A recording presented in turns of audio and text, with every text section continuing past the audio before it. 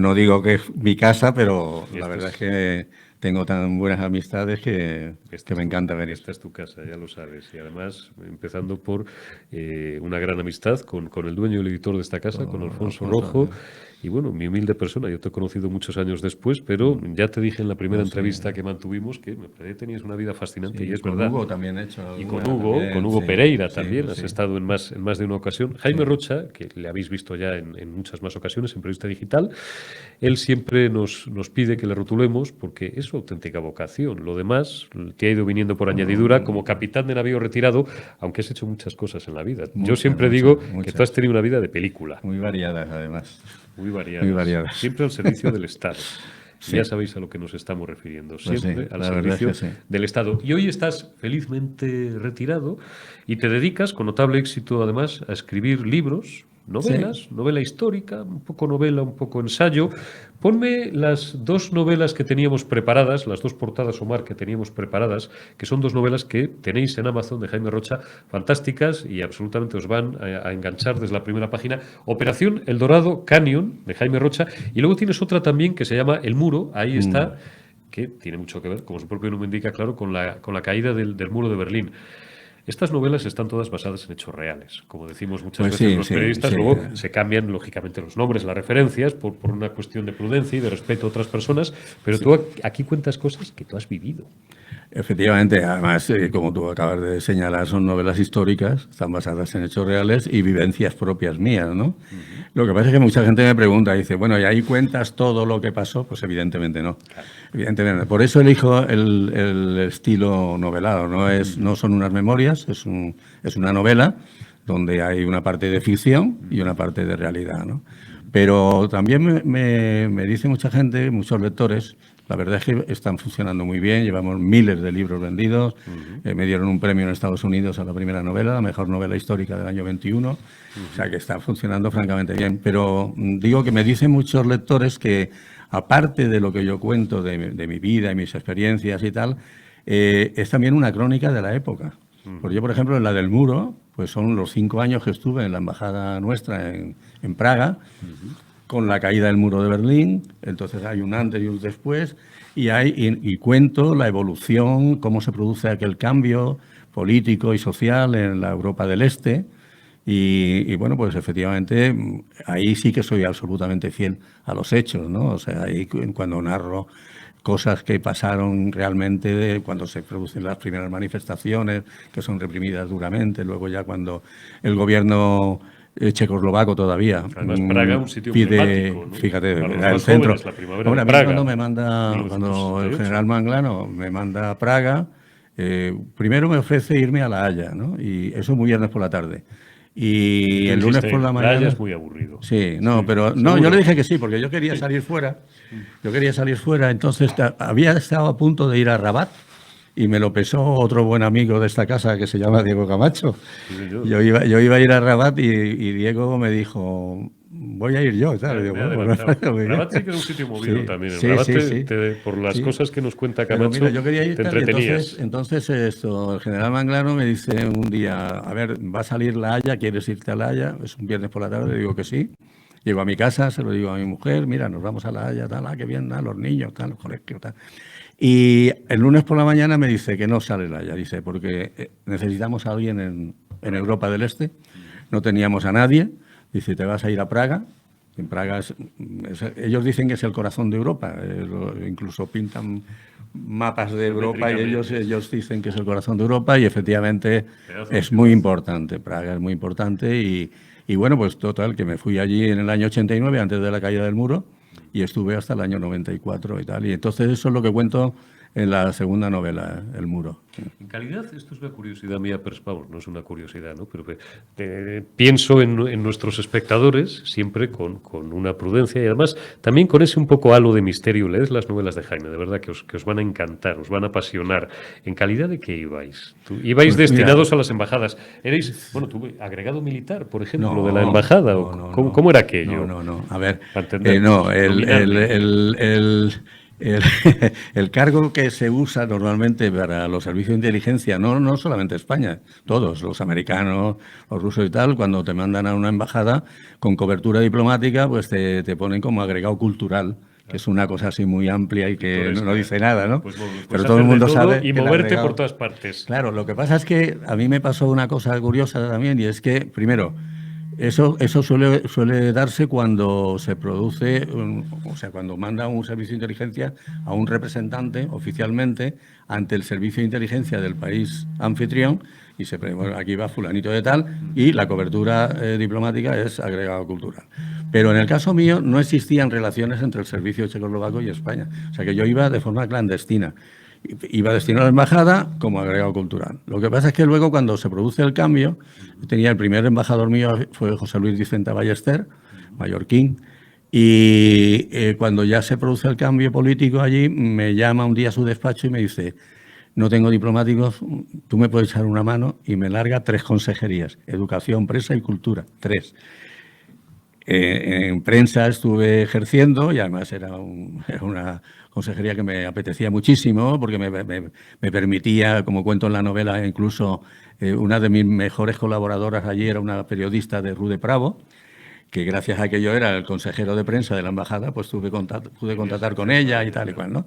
Y luego, pues cultura, pues llevábamos allí exposición de Cristal de la Granja, conciertos de guitarra española, o sea que yo ejercí, Ejerciste de lo tuyo, aparte de hacer lo que tenías que hacer. Lo que pasa es que me acostaba todos los días a las tantas de la mañana, porque yo tenía que poner un teletipo, que entonces usábamos teletipos todavía con una cinta mezcladora.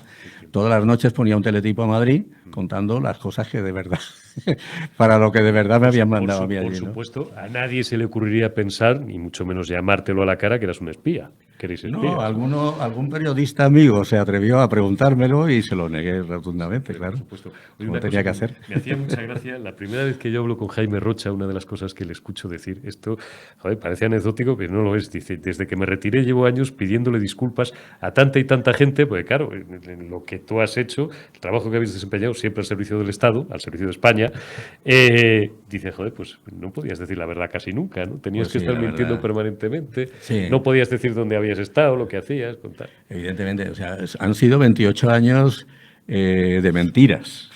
Mentiras porque, primero, la personalidad es distinta, porque tú adoptas otros nombres distintos.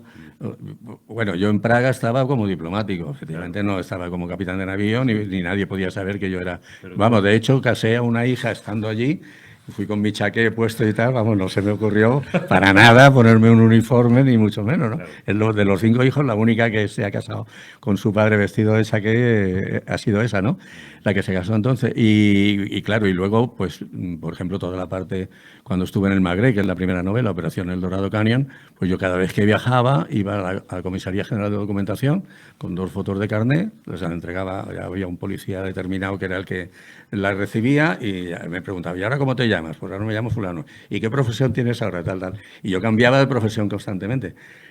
Esa fue una de las razones por las que a Manglano le costó trabajo mandarme a mí a la Operación El Dorado Canyon, porque cuando la CIA le pide al CSIC que mande a un agente a localizar a Gaddafi, entonces manda a un compañero mío que va en un avión de periodistas. ¿De qué año estamos hablando? En el año 86, el bombardeo de Libia. El bombardeo de Reagan, de Ronald Reagan.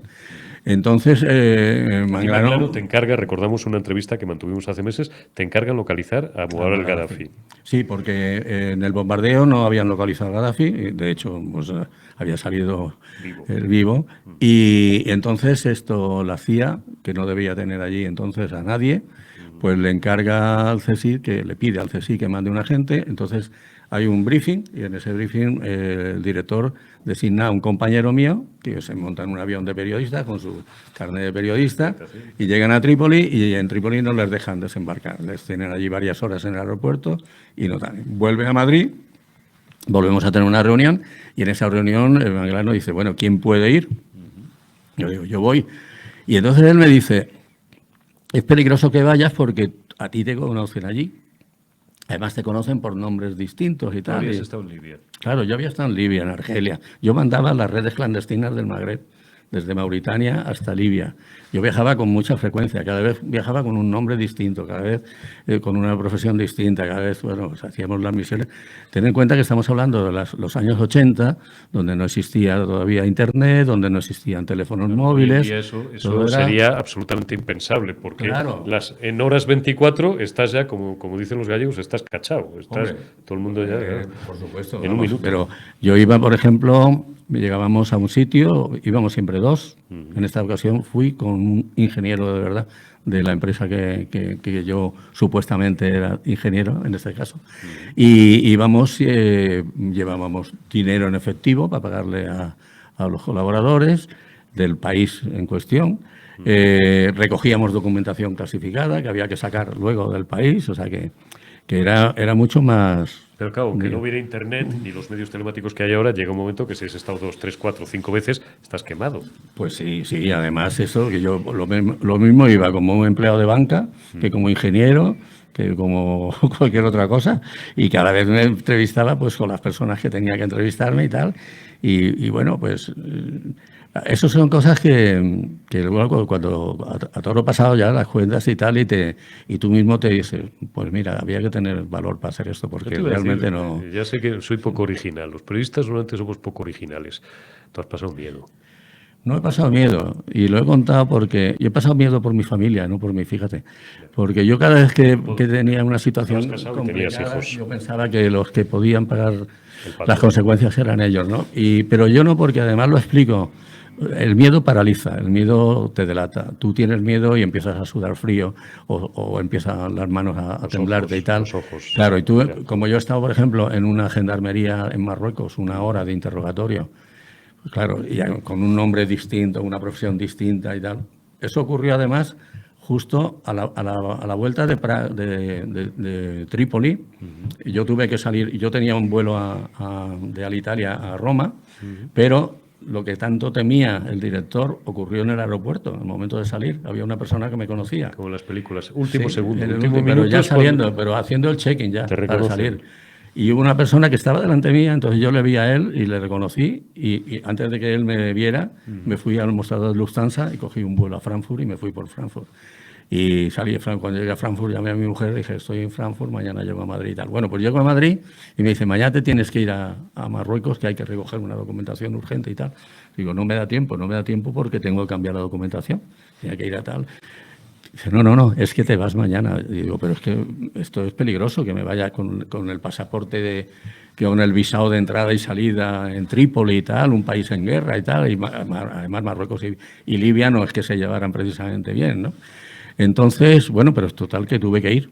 Tuve que ir con un compañero y tal, y lo cuento en la segunda novela, porque es el principio de la segunda novela, porque ya tuve que dejar de trabajar en el Magreb y me mandaron a Praga. Y una de las razones fue esa, porque además de Marruecos en esta ocasión salimos con la policía detrás en un avión de Tánger a Barcelona. La capacidad de improvisación acabas de narrar, ¿no? Tú ves en el último minuto a un tío que te ha reconocido, dices, como decía Antonio Alcántara, me cago en la leche, Merche, que la vamos a fastidiar en el último... Esto es real, sí. Ahora nos reímos, sí. Pero claro, sí, vosotros poneros en situación y de repente te vas al mostrador de Lufthansa en unas décimas de segundo, reaccionas y coges el primer vuelo a Frankfurt y te vas a Frankfurt. Claro. ¿Eso se entrena o hay que tener una cabeza especialmente preparada? En los servicios de inteligencia hay muchas, digamos, profesiones, por llamarlo de alguna manera, o trabajos completamente distintos, ¿no? Entonces, cada uno sirve para lo que sirve. El analista sirve para lo que sirve. El analista es una persona que tiene que tener una capacidad de síntesis tremenda, porque le llega una abundancia de información brutal, y de todo eso lo tiene que sintetizar a lo mejor en medio folio, que es lo que le va a llegar al presidente del gobierno, a quien sea, al ministro, quien sea, ¿no? Porque ellos no tienen tiempo de leerse 3 folios de un tema. Entonces, esa capacidad, primero, la capacidad de análisis, de determinar qué es lo bueno y qué es lo malo, porque llega mucha información y llega de fuentes abiertas, de otros servicios de inteligencia, de adquisidores, como era el caso mío y tal. Todo eso ellos lo integran y de ahí te dicen, pues primero califican esto es bueno, esto no es bueno. Lo comprueban con otras fuentes y tal, y ya cuando ya tienen la certeza absoluta de que lo que van a decir es la realidad, es cuando se lo pasan. Entonces, el analista es una persona. Ahora, con el tema de la informática, los hackers, Los hackers están muy demandados. Tenemos el Centro Criptológico Nacional, depende del CNI, y ese es un sitio que está nutrido de hackers. Son gente que van a buscarlos a las universidades, que los sacan a las universidades, los meten allí, tal y cual. Y luego estaba, en la época mía, pues, y supongo que seguirá igual, los traductores de árabe, ¿no? De distintos, además, dialectos árabes y tal, porque tú captas una escucha de una conversación en árabe, y es que tener gente muy preparada allí que pueda decirte lo que están diciendo, ¿no? Porque casi, todo el mundo... Casi más que el chino, que tiene 1000 dialectos, pues no sé fíjate, cuántos. Sí. Entonces, quiero decirte que dentro de un servicio y tal, ahora, el tema del agente de campo, el del espía, en términos clásicos, ahí nosotros teníamos incluso un lema, ¿no? Que decíamos, el adquisidor nace. Es que eso no se improvisa, como tú me has preguntado, no se improvisa. No se improvisa. Tú tienes que tener la capacidad de reacción innata. Eso no te lo van a enseñar en ninguna academia, en ningún curso ni nada. Naces. Sí, eso tienes que nacer. Por eso cuando vinieron a buscarme a mí, y una de las preguntas que hice fue, ¿vosotros creéis que yo sirvo para esto? Eran compañeros míos de la Armada, que me conocían bien, y dijeron, sí, nosotros sabemos que tú vas a hacer esto Porque bien. Además hay muchas situaciones, Jaime, en las que no vas a tener una segunda oportunidad. No, evidentemente. Son dos puertas. Claro. Puerta grande o enfermería. Sí. No, o desapareces, sencillamente. Es una forma Desaparece. Dice, ¿qué pasó con este? Pues no se sabe. Llegó tal fecha, que está la fecha de entrada y tal, en el país, pero luego ya no hemos sabido nunca más de él. Pero ya te digo, claro, y entonces eso de lo que tú me preguntabas del miedo, pues es que no puedes tener miedo, tienes que ser consciente del peligro, pero lo tienes que asumir y lo tienes que superar. Pero el miedo, dicen las personas que han vivido situaciones límite, y el oficio que tú has manejado durante décadas es un arquetipo de ello, un poquito de miedo, dicen los listos, los teóricos, que es necesario porque si no tienes miedo es como que te conviertes en un kamikaze, en un imprudente. Bueno, pero sería, no sé, yo creo que eso... No, a ver, a mí no me ha pasado nunca, ¿eh? Yo he pasado situaciones límite, como te digo, por ejemplo, ahora esto lo que te contaba de Marruecos, pues que salimos con la policía detrás y cogimos yo iba a Tánger a coger un transbordador de Tánger a Tarifa, que hay bastantes y tal, y entonces vemos que está el coche de la policía detrás, y antes de llegar a Tánger hay una rotonda que se entra al aeropuerto, y digo a mi compañero, vamos a dar la vuelta a la rotonda. Si nos sigue, es que viene detrás nuestra, y si no nos sigue y sigue recto, a ver por dónde salimos. Entonces, pues, eso es sobre la marcha. Ahí es que la situación se te presenta en ese momento. Tú no sabes de qué ni siquiera. No hay un plan. Claro, entonces nos metimos y la policía siguió. Entonces fuimos allí y vimos que había un vuelo a Barcelona en media hora y vuelo a Barcelona en media hora y se acabó. Salisteis de allí zumbando. Estás preparando, Jaime, que en realidad todo este preámbulo era para hablar como umbral, ¿no? Yo habría aquí a hablar de mi libro. Bueno, pues es que el libro que está preparando Jaime es casi tan apasionante o más que los dos anteriores. Alta Traición, que sale alrededor de Navidad. Navidad, sí. Ya está en la editorial y están ya preparándolo y haciendo la portada, correcciones y tal. Para tercera novela, el tercer libro. Sí, es la tercera novela, cerramos una trilogía y esa se desarrolla en España. Y esa es en honor del general Manglano. Al general Manglano lo echaron de mala manera. Él es el creador del servicio de inteligencia, a un hombre honrado, a carta cabal, recto, no se dejaba engatusar por nadie, hacía pocos amigos, tenía un carácter muy serio y tal. Estamos hablando del año 95, 96. Llegó al CSI a raíz del 23F, lo trajo el ministro Liart, Alberto Liart, sí, y luego estuvo 14 años de director, pero cuando él llega, yo entré en el 79 y él entró en el 80 a finales del 81, y luego yo en el 83 me incorporé a su gabinete y estuve en su gabinete llevando relaciones con servicios extranjeros, llevaba yo en ese momento. Y bueno, pues tuve ocasión de trabajar con él muy directamente y bueno, tuve mis problemas con él porque te digo que era una persona que era muy seria y tal, y que yo pues tengo más bien un carácter abierto, y entonces pues ¿qué te digo yo? Me decía, escríbele una carta al presidente, a quien fuera, o al presidente, al director del servicio belga, y dile que tal, no sé qué. Y yo me iba a mi despacho, escribía la carta, llegaba allí, director, porque él no quería que él se llamara general, porque allí no había apelativos militares, tal. Director, tal, cogía una pluma estilográfica y decía, Y te la tiraba abajo. esto no sirve para nada. Tal. Pues ese fue mi principio, ¿no? Sí. Hasta que ya cogí el truco y ya encantado. Y luego le preparaba programas y cosas y tal, y al principio pues chocamos un poco incluso, pero luego nos hicimos muy amigos. Pero muy amigos dentro de lo que es la amistad entre un superior y un Emilio Alonso Manglano, que es subordinado. la persona que más ha durado, corrígeme si me equivoco, la persona que más ha durado al frente de los servicios de inteligencia del 14 CSIC. años. Y bueno, ya en el año 86... Porque luego ha pasado mucho, Javier Calderón, tal, pero Sí, 14 años al frente del servicio de inteligencia hay que aguantarlo. Pero ¿sabes? además él entra cuando no éramos nada. Ten en cuenta que el servicio se crea en el 77. Vale, oficialmente, ¿no? En papel es el 77. Porque venía del, pregunta también, sobre todo para la gente joven, del SECEZ de Carrero Blanco. Venía de Carrero Blanco, de presidencia del gobierno, era la fusión de presidencia del gobierno y Alto Estado Mayor. Entonces eso se fusiona y se crea el CSIC, ¿no? En el año 77. Y es cuando vienen a buscarme a mí y tal. Yo estaba destinado en Rota, en la base de Rota. Este fue mi último destino en la Armada, el Arma Aérea. La gorra que lleva puesta. Sí, la gorra que llevo puesta. Que me recuerda a tiempos de joven, sobre todo de joven. Además, el jefe de gaditano.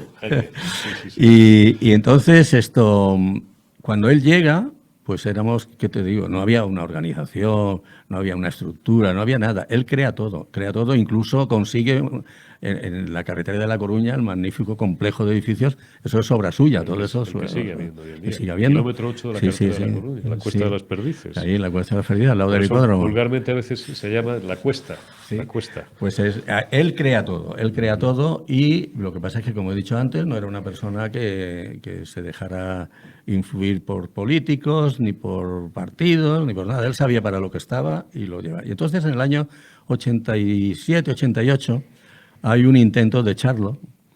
Y lo cuento en esta tercera novela, lo cuento. Alta traición. Sí, porque además se lo prometía a su familia, a su hijo, que vive en Nueva York, y a sus hermanas, que viven en Valencia. He estado con ellos y les he dicho, esta tercera yo quiero hacerle justicia a Emilio Alonso Manglano, se lo merece. Y en esa ocasión yo estaba en el sitio oportuno y pude desmontar aquello, pero aquello... Había un tinglado organizado muy fuerte para echarlo y además tenían ya la persona... Incluso hubo una campaña de prensa brutal diciendo que el servicio de inteligencia no servía para nada, que se llevaba mal con tal... Bueno, a revistas concretas y periódicos concretos unas palizas tremendas.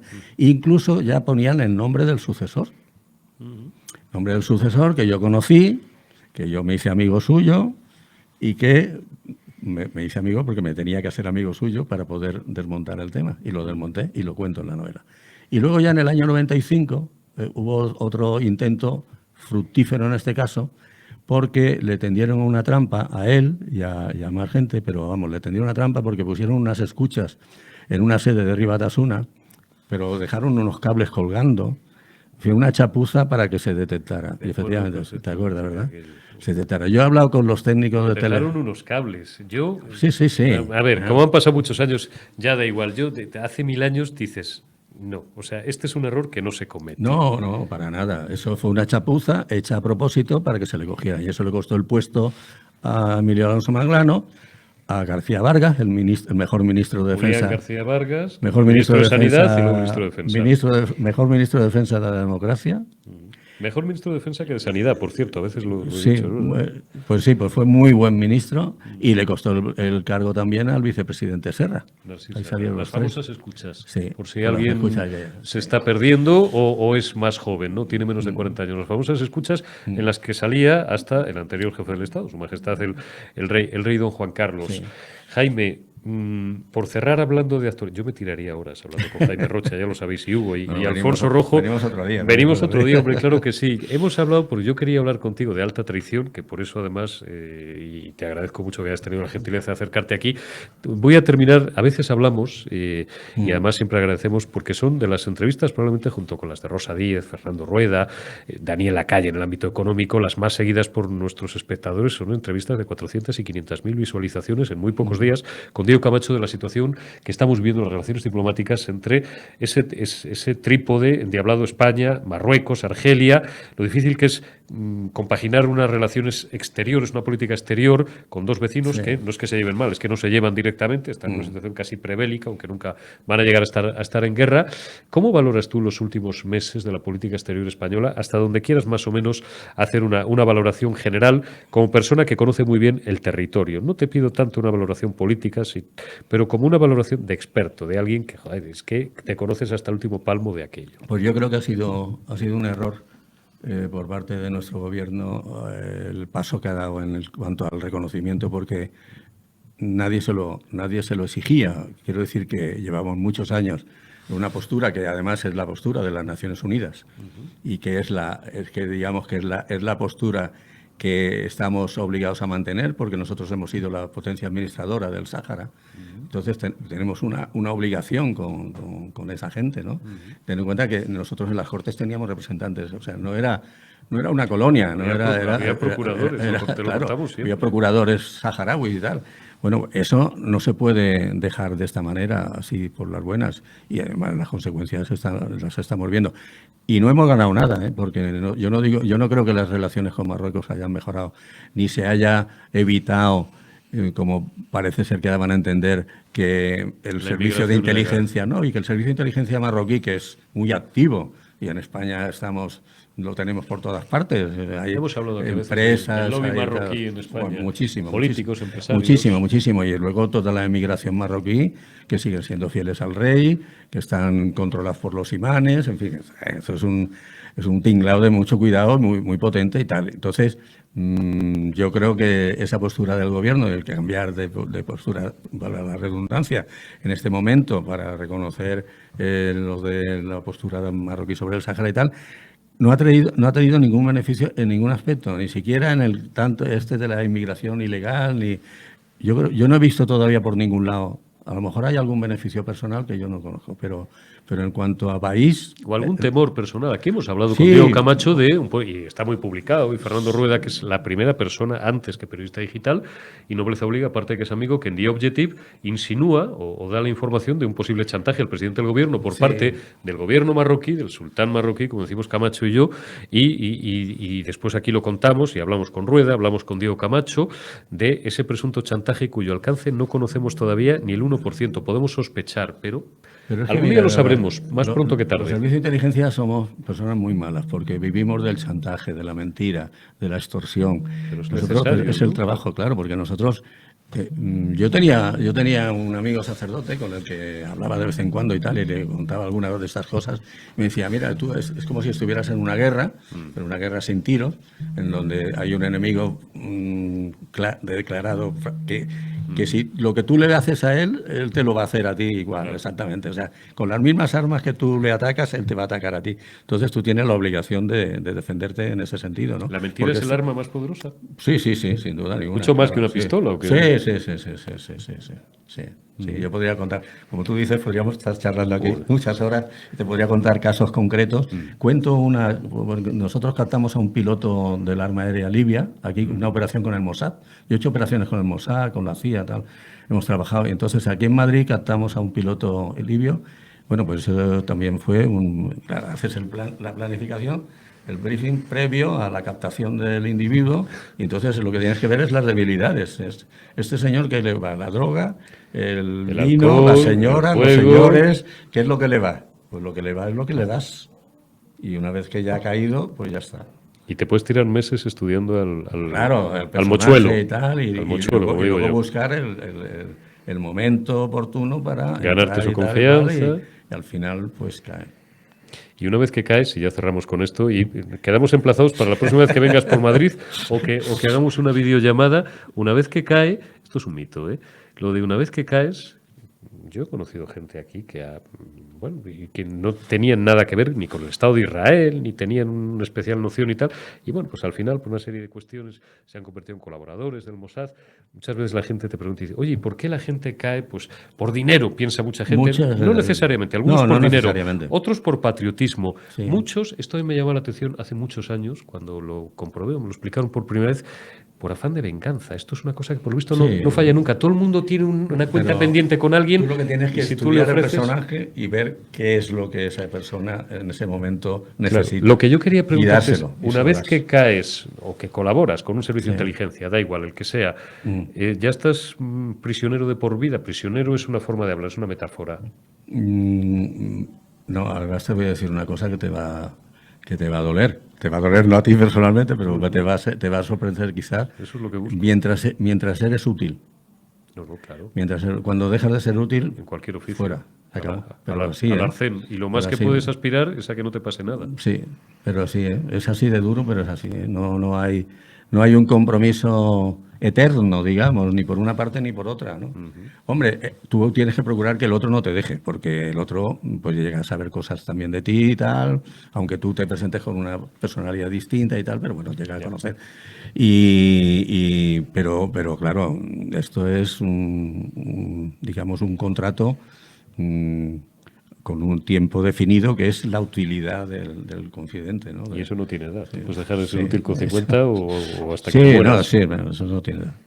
Jaime Rocha, un placer. Alta traición, la novela. Pero bueno, antes recuperad por Amazon, de verdad, recupérame por favor, Omar, para despedir a Jaime, las dos novelas, Operación El Dorado Canyon, que es la primera, ahí la tenéis, en Amazon lo tenéis. Con su premio en Estados Con Unidos. el premio que te dieron en Estados Unidos, es verdad. Es Mejor verdad. novela histórica del año 21. Te agradezco que me lo recuerdes, pues se me había ido en Mejor Novela Histórica del año 21 y la segunda novela de Jaime Rocha, El Muro. Sí. Ahí cuenta pues todo lo que vivió en Praga, ¿no? Esas Sí, historias nos suenan y hemos hablado.